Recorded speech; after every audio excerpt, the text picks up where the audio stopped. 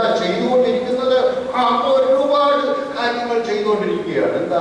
നമ്മുടെ ആസ്തി വർദ്ധിപ്പിക്കുന്നതിന് വേണ്ടിയിട്ട്, നമ്മുടെ ബന്ധങ്ങൾ വർദ്ധിപ്പിക്കുന്നതിന് വേണ്ടിയിട്ട്, നമ്മുടെ സാമുദായിക ബന്ധങ്ങൾ വർദ്ധിപ്പിക്കുന്നതിന് വേണ്ടിയിട്ട്, നമ്മുടെ കെട്ടിടങ്ങൾ ഉണ്ടാക്കുന്നതിന് വേണ്ടിയിട്ട് എന്തെല്ലാം കാര്യങ്ങൾ, നശ്വരമായ കാര്യങ്ങൾ എന്തെല്ലാം കെട്ടിപ്പൊക്കണോ അതിനുവേണ്ടി നാം നമ്മെ പൂർണ്ണമായിട്ടും സമർപ്പിച്ചുകൊണ്ടിരിക്കുകയാണ്.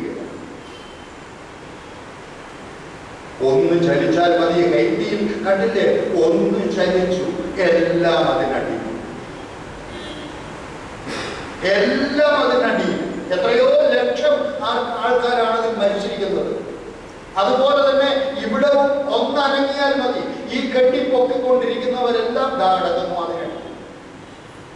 അവിടെ കുബേരന്മാരും കുചേലന്മാരും ഒക്കെ ഒരു ഗ്ലാസ് വെള്ളത്തിന് വേണ്ടി ക്യൂ നിൽക്കുകയാണ്, പരസ്പരം തല്ലുകൂടുകയാണ് ഒരു ഗ്ലാസ് വെള്ളത്തിന് വേണ്ടി. കുബേരനെന്നോ കുചേലനെന്നോ ഉള്ള വ്യത്യാസമില്ല. പ്രകൃതി അങ്ങനെയാണ്. കണ്ട് മാളിക മുകളേറിയ മന്നന്റെ തോളിൽ മാറാപ്പ് കയറ്റുന്നതും ഭവാൻ. ഏത് നിമിഷവും സംഭവിക്കും. നമ്മുടെ എല്ലാ അവസ്ഥകളും മാറിപ്പോകും. അതിനു മുൻപ് അതെല്ലാം പ്രാരബ്ധാനുസാരം വന്നു ഭവിക്കുന്നതാണ്. ആർക്കും അതിനെ മാറ്റാൻ കഴിയില്ല. ജനിക്കുമ്പോൾ മുതൽ, ജനിച്ച നിമിഷം മുതൽ മരിക്കുന്നത് വരെ എന്തെല്ലാം അനുഭവിക്കേണ്ടതായിട്ടുണ്ടോ അതെല്ലാം നമ്മൾ അനുഭവിച്ച് തന്നെ തീരണം. ഒരു ദൈവത്തിനും ഒരു ദേവതയ്ക്കും അതിനെ മാറ്റിത്തരാൻ കഴിയില്ല. ഒരാളൊഴിച്ച്, ഗുരുവിനൊഴിച്ച്. എന്താ? ഗുരുവിന്റെ സ്ഥാനം അത്ര വലുതാണ്? ദൈവത്തെക്കാൾ വലുതാണോ ഗുരുവിന്റെ സ്ഥാനം? തീർച്ചയായിട്ടും ആണ്. ദൈവത്തിന് ആത്മജ്ഞാനം തരുന്നതിനുള്ള വകുപ്പ് ഇല്ല, അദ്ദേഹം അത് എടുത്തിട്ടില്ല. ഈശ്വരനെ പ്രസാദിപ്പിച്ചാൽ, ഏതെങ്കിലും ദേവതയെ പ്രത്യക്ഷപ്പെടുത്തിയിട്ട് ആത്മജ്ഞാനം വേണമെന്ന് ചോദിച്ചാൽ, നിങ്ങൾ ഏതെങ്കിലും ഒരു ഗുരുവിനെ കണ്ടു, നിങ്ങൾ ഏതെങ്കിലും ഒരു ഗുരുവിനെ സമീപിക്കും. ഗുരുവിൽ കൂടി മാത്രമേ ആത്മജ്ഞാനത്തിലേക്ക് ഉയരാനൊക്കൂ, ആത്മസാക്ഷാത്കാരത്തിലേക്ക് ഉയരാനൊക്കൂ, സ്വരൂപ സാക്ഷാത്കാരത്തിലേക്ക് ഉയരാനൊക്കൂ. ആ സ്വരൂപ സാക്ഷാത്കാരത്തെ കുറിച്ചാണ് നമ്മുടെ വേദങ്ങളിലെ അന്ത്യഭാഗമായ വേദാന്തം വർണ്ണിക്കുന്നത്. ആ വേദാന്തത്തിന്റെ സത്തായ ഭാഗമാണ് ഭഗവത്ഗീതയിലൂടെ നമുക്ക് ഭഗവാൻ ശ്രീകൃഷ്ണൻ തന്നിരിക്കുന്നത്. അതിന് ഭഗവത്ഗീത ധ്യാനത്തിലുള്ള ഒരു മന്ത്രം ഇവിടെ: സർവോപനിഷദോ ഗാവോ ദോക്ത ഗോപാല നന്ദനഃ പാർത്ഥോ വത്സഃ സുധീർ പ്രോക്ത ദുഃഖം ഗീതാമൃതം മഹത്. സർവ ഉപനിഷത്തുകളുടെയും സാരമായിട്ടുള്ള, സർവ ഉപനിഷത്തുകളെയും കടന്നെടുത്ത് ഭഗവത്ഗീതയിലൂടെ അങ്ങനെ അർജുനനെ നിമിത്തമാക്കിക്കൊണ്ട് നമുക്ക് തന്നിരിക്കുകയാണ്. നമുക്കെന്ന് പറഞ്ഞാൽ ആർക്ക്? ഇന്ത്യക്കാർക്ക് മാത്രമല്ല, ഈ പ്രപഞ്ചത്തിലുള്ള ജീവികളായിട്ടുള്ള സർവ്വയാളുകൾക്കും. അത് ഹിന്ദുവിന് മാത്രമല്ല, ഹിന്ദുവായാലും ക്രിസ്ത്യനായാലും മുസൽമാനായാലും സർവ ആളുകൾക്കും, സർവ ജീവജാലങ്ങൾക്കും, സർവചേതനങ്ങൾക്കും അചേതനങ്ങൾക്കും ഒക്കെ ഉള്ള തത്വമാണ് ഇതിനകത്ത് ഉൾക്കൊള്ളിച്ചിരിക്കുന്നത്. ഭഗവാൻ ശ്രീകൃഷ്ണൻ ഒരു സ്ഥലത്ത് നമ്മെ ഓർമ്മിപ്പിക്കുന്നുണ്ട് ഈശ്വരൻ എന്താണെന്നുള്ളത്. നമ്മൾ ഈശ്വരൻ എന്താണെന്ന് അറിയാതെയാണ് കുഴങ്ങുന്നത്. അറിയേണ്ടതായിട്ടുള്ള 3 കാര്യങ്ങൾ: ഈശ്വരൻ, ജീവൻ, ജഗത്ത്. ഈ 3നെ കുറിച്ച് നമുക്ക് വലിയ വിവരമില്ല, എന്നാലും അറിയാം, പക്ഷെ അറിയില്ല. ഈശ്വരൻ, ജീവൻ, ജഗത്ത്. ഈശ്വരനെ കുറിച്ച് ഭഗവത്ഗീത വളരെ വ്യക്തമായിട്ട് മനസ്സിലാക്കി തരുന്നുണ്ട്. 18ാമത്തെ അധ്യായത്തിൽ ഈശ്വര സർവഭൂതാനാം ഹൃദ്ദേശേ അർജുന തിഷ്ഠതി. എവിടെയിരിക്കുന്ന ഈശ്വരൻ? ഈശ്വര സർവഭൂതാനാം ഹൃദ്ദേശേ അർജുന തിഷ്ഠതി. ഓരോരുത്തരുടെയും അന്തർഭഗതി അവരവരുടെ ഹൃദയത്തിൽ കുടികൊള്ളുന്ന ചൈതന്യം ഏതൊന്നാണോ അതാണ് ഈശ്വരൻ. അതിൽ നിന്ന് ഭിന്നമായ ഒരു ഈശ്വരൻ ഒരു സ്ഥലത്തുമില്ല. അപ്പൊ പിന്നെ അമ്പലങ്ങളിലൊക്കെ ഈശ്വരനെ സ്ഥാപിച്ചിരിക്കുന്നതോ അതൊക്കെ പ്രതീക ഉപാസനയ്ക്ക് വേണ്ടിയിട്ടുള്ളതാണ്. നമ്മുടെ മനസ്സ് നാനാവിധത്തിൽ ചിതറിക്കിടക്കുകയാണ്. നമ്മുടെ ഉള്ളിലിരിക്കുന്ന ആ ഈശ്വരനെ കണ്ടെത്തണം.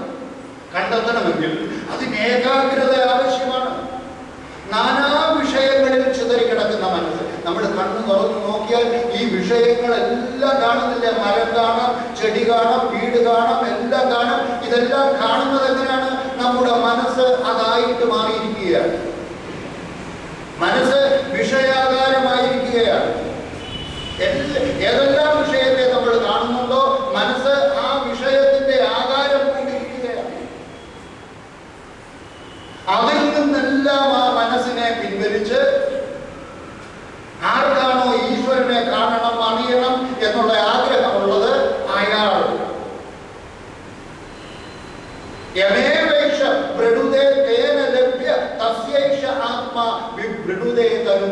കഠോപനിഷത്തിൽ പറയുന്നു. ആരാണോ എനിക്ക് അതിനെ അറിയണം എന്ന ആഗ്രഹത്തോടു കൂടി തന്നെ സമ്പൂർണമായിട്ട് അതിന്റെ നേർക്ക് സമർപ്പിക്കുന്നത് അവന് മാത്രമേ അതിനെ കാണാനുള്ളൂ. വേറെ ആർക്കും കാണാൻ. സർവ വിഷയങ്ങളുമായിട്ട് രൂപം പ്രാപിച്ചിരിക്കുന്ന ആ മനസ്സിനെ അതിൽ നിന്നെല്ലാം പിൻവലിച്ച് ആരാണോ തന്റെ ഉള്ളിലേക്ക് തിരിച്ചുവിടുന്നത്, എവിടായിരിക്കുന്നത്? അവരവരുടെ ഉള്ളിൽ. ഈശ്വര സർവഭൂതാനാം ഹൃദ്ദേശേ അർജുന തിഷ്ഠതി. ഓരോരുത്തരുടെയും ഹൃദയത്തിൽ കുടികൊള്ളുന്ന അവരവരുടെ സ്വരൂപം തന്നെയാണ് ഈശ്വരൻ. അപ്പോൾ ഈശ്വരനെ സാക്ഷാത്കരിക്കണമെങ്കിൽ അവശ്യം ഉണ്ടാകേണ്ടത് സ്വരൂപജ്ഞാനം. അപ്പോൾ അമ്പലത്തിലെ കാര്യം പറഞ്ഞതോ, ആ ചിതറിക്കിടക്കുന്ന മനസ്സിനെ ഏകാഗ്രമാക്കുന്നതിന് വേണ്ടിയിട്ടുള്ള ഒരു സ്ഥാനം, ഒരു വിഗ്രഹം സ്ഥാപിച്ച് അതിനകത്ത് പ്രാണപ്രതിഷ്ഠ നടത്തിയിരിക്കുന്നു. അവിടെ പ്രതിഷ്ഠിച്ചിരിക്കുന്ന ദേവതകളിലൂടെ എല്ലാം നമുക്ക് ഇഷ്ടം പോലെ കാര്യങ്ങൾ നിറവേറ്റാൻ സാധിക്കും. നശ്വരമായ കാര്യങ്ങൾ. സർവ്വദേവതകളും നശ്വരങ്ങളാണ്. ആ സർവ്വ ദേവതകൾക്കും അനശ്വരമായ കാര്യങ്ങൾ തരാൻ കഴിയില്ല. നശ്വരമായ കാര്യങ്ങൾ മാത്രമേ തരാൻ സാധിക്കൂ. എന്തു വേണമെങ്കിലും തരാൻ സാധിക്കും. സിദ്ധികൾ ഉൾപ്പെടെ എല്ലാം തരാൻ സാധിക്കും. ഏത് ദേവതയെ വേണമെങ്കിലും നിങ്ങൾക്ക് പ്രത്യക്ഷപ്പെടുത്താൻ സാധിക്കും. ദേവതയെ എങ്ങനെയാ പ്രത്യക്ഷപ്പെടുത്തുന്നത്? ആ ദേവതയെ ബീജമന്ത്രത്തോടുകൂടി നിരന്തരം ജപിച്ച് തന്റെ ഉള്ളിൽ ഉയിർപ്പിച്ച് പുറത്തോട്ട് വരുത്തണം. അതൊരു പ്രയത്നമാണ്. ആർക്ക് വേണമെങ്കിലും ആകാം.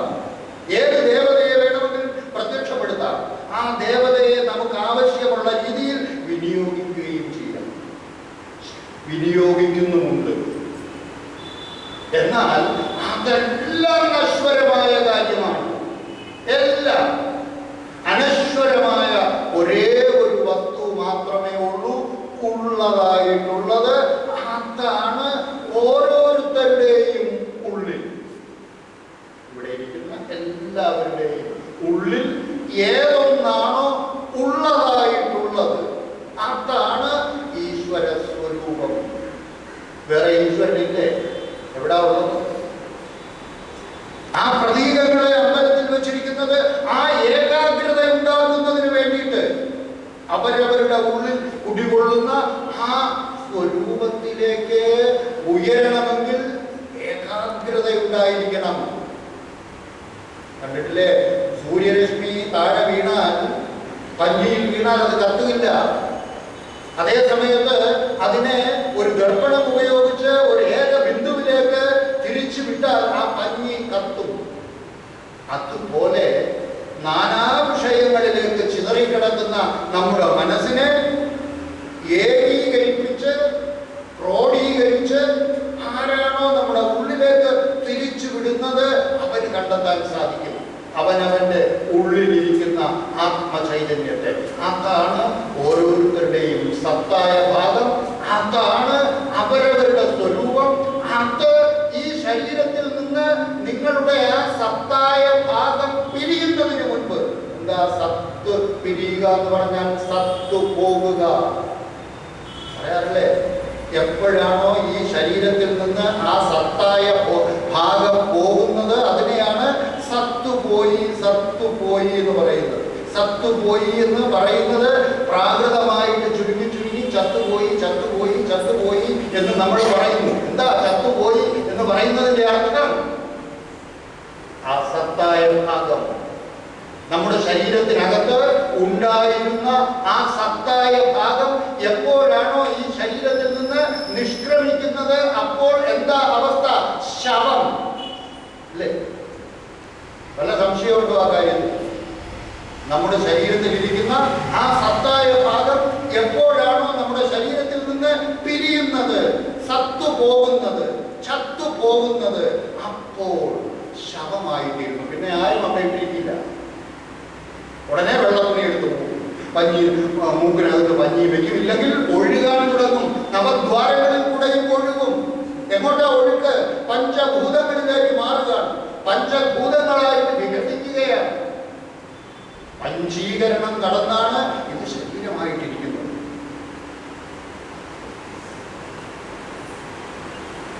അപ്പോൾ ഏതൊന്നാണോ നമ്മുടെ ശരീരത്തിൽ ഉള്ളതായിട്ടുള്ളത്, ഉണ്മയായിട്ടുള്ളത്, നമ്മുടെ അസ്തിത്വമായിട്ടുള്ളത്, നമ്മുടെ അസ്തിത്വം എന്ന് പറഞ്ഞാൽ നമ്മുടെ ഉണ്മ.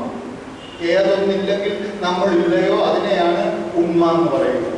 സത്തായ ഭാഗം 3 കാലങ്ങളിലും നിലനിൽക്കുന്നത്, അതിനെയാണ് സത്യം എന്ന് പറയുന്നത്. സത്, ചിത്, ആനന്ദം എന്ന് പറയുന്നതിലെ സത്തായ ഭാഗം, ആ സത് വസ്തുവാണ് നമ്മുടെ ഓരോരുത്തരുടെയും സ്വരൂപം. അതിനെയാണ് അറിയേണ്ടത്. അതിനെ അറിയുന്നതിന് വേണ്ടിയാണ് മനുഷ്യ ജന്മം കിട്ടിയിരിക്കുന്നത്. അതിനെ അറിയാതെയാണ് ഈ ശരീരത്തിൽ നിന്ന് പിരിയേണ്ടി വരുന്നത് എങ്കിൽ, അതായത് ചത്തുപോകേണ്ടി വരുന്നത് എങ്കിൽ, ഏത് നിമിഷവും ചത്തുപോകാം. എങ്ങനെയാ ചത്തുപോകുന്നതിന്റെ കണക്ക്? ജനിക്കുമ്പോൾ തന്നെ അവരവരുടെ ആയുസ് കൃത്യമായിട്ടും നിർണയിച്ചിട്ടുണ്ട്. ആ സമയമാകുമ്പോൾ അലാറം വെച്ചിരുന്നാൽ ഏത് പ്രകാരമാണോ ആ സമയമാകുമ്പോൾ കൃത്യമായിട്ടും ടൈംപീസിൽ മണിയടിക്കുന്നത്, അതുപോലെ എപ്പോഴാണോ നമ്മുടെ ശരീരത്തിൽ നിന്ന് ഈ ആയുസ് പിരിയാനുള്ള സന്ദർഭം രേഖപ്പെടുത്തിയിരിക്കുന്നത്, ആ സമയമാകുമ്പോൾ എവിടെയാണെങ്കിലും ആരായിരുന്നാലും, അതിന് ഇന്ത്യൻ പ്രസിഡന്റ് ആയാലും ശരി, അമേരിക്കൻ പ്രസിഡന്റ് ആയിരുന്നാലും ശരി, രാജാവായാലും ശരി, പ്രജയായാലും ശരി, എല്ലാവർക്കും ഒരേ നിയമമാണ്. ആ സമയമാകുമ്പോൾ കൃത്യമായിട്ടും ആ ശരീരത്തിൽ നിന്ന് ആ ജീവൻ വെടിഞ്ഞിരിക്കും. അതിനു മുൻപ് താൻ ആരാണെന്ന് അറിഞ്ഞിട്ടില്ലെങ്കിൽ, അറിയുന്നില്ലെങ്കിൽ, ഖേനോപനിഷത്ത് അതിനെ പറയുന്നത് എന്താണ്? മഹതോ വിനഷ്ടി. അത് ഭയങ്കരമായ നഷ്ടമാണ് സംഭവിക്കുന്നത്. ഇതിൽ പരം നഷ്ടം മറ്റൊന്നുമില്ല. അതിനു മുൻപ് നമ്മൾ എന്തെല്ലാം നേടിവെച്ചാലും അതിലൊന്നുപോലും നമുക്ക് കൊണ്ടുപോകാൻ കഴിയില്ല. ഉടുതുടി പോലും കൊണ്ടുപോകാൻ കഴിയില്ല. അങ്ങനെ പോകുന്ന ആ സന്ദർഭം ഏത് നിമിഷവും നമ്മെ പിടികൂടും. മൃത്യു ജന്മവത വീര ദേഹേന സഹജായതേ അദ്യ അബ്ദശതാന്തരേവ മൃത്യു ജന്മവത ഭുവ. ജന്മമെടുത്തിട്ടുള്ളവർക്കെല്ലാം മൃത്യു ഉറപ്പാണ്. ഏത് നിമിഷവും പിടികൂടാം. അതിനു മുൻപ് ഞാൻ ആ ചൈതന്യ സ്വരൂപമാണ് എന്നറിഞ്ഞ് നിരന്തര വിചാരത്തിലൂടെ, അതിനുള്ള മാർഗം എന്താണ്? മരണം എല്ലാവരും കണ്ടിട്ടുണ്ട്. ഈ ശരീരത്തിൽ നിന്ന് നമ്മുടെ ചൈതന്യം എപ്പോഴാണോ മാറുന്നത് അപ്പോൾ ജഡം. ആ ചൈതന്യം ഇരിക്കുമ്പോൾ ശിവം, ചൈതന്യം പിരിഞ്ഞാൽ ശവം. ഇരിക്കുമ്പോൾ ശിവം. ഇപ്പോൾ നാം ശിവസ്വരൂപമായിരിക്കുന്നു. അതിരിക്കുന്നത് കൊണ്ടാണ് നമ്മൾ എല്ലാവർക്കും പ്രിയങ്കരനായിരിക്കുന്നത്. നമ്മൾക്ക് ആകർഷകത്വം ഉണ്ടായിരിക്കുന്നത്, നമ്മുടെ കണ്ണിന് കാഴ്ച ഉണ്ടായിരിക്കുന്നത്, കാതിന് കേൾവി ശക്തി ഉണ്ടായിരിക്കുന്നത്, എല്ലാം അതിന്റെ സാന്നിധ്യത്തിലാണ്. അതില്ലെങ്കിൽ ഒന്നിനും ചൈതന്യമില്ല. തത്ര സൂര്യോ ഭാതി ചന്ദ്രതാരകം നേമ വിദ്യുതോ ഭാന്തി കുതോയമഗ്നി